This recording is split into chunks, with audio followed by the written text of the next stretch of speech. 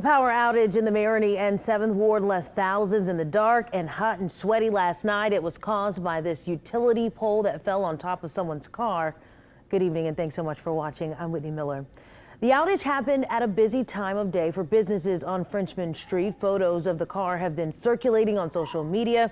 Lily Cummings talked with the unlucky owner and found out more about what led up to the outage. It was a Saturday night surprise. We hear the big bang and we were like, oh, that sounded kind of like a car ran into the building or something like that. We go outside and yeah, it was the transformer hitting my car.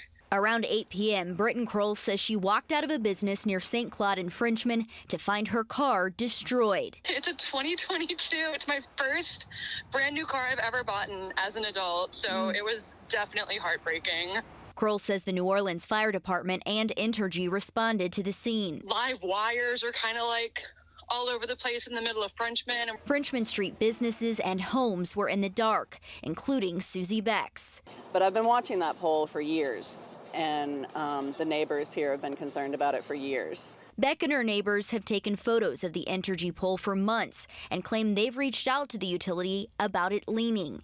Entergy claims a car struck a service pole owned by AT&T, causing their pole to collapse onto the car. Neighbors believe that the car must have struck this metal pole, which then caused this utility pole to snap in half, bringing down the pole that they say was already leaning behind me here, which has since been replaced, onto the car on the other side of the street. But we have a major infrastructure problem, huge infrastructure problem in this city.